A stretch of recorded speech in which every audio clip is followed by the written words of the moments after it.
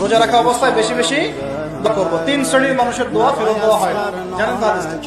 এক শ্রেণী হচ্ছে রোজাদার, আরেক শ্রেণী হচ্ছে মুসাফির, আরেক শ্রেণী হচ্ছে মাজলুমের দোয়া বিফল যায় না। আরো এক শ্রেণী আছেন অন্য হাদিসে, পিতা মাতার দোয়া সন্তানদের জন্য। এটা আল্লাহ পাক, আমরা যারা পিতা মাতা হয়েছি সন্তানদের জন্য বেশি বেশি দোয়া করবেন। আল্লাহ পাক তৌফিক দান।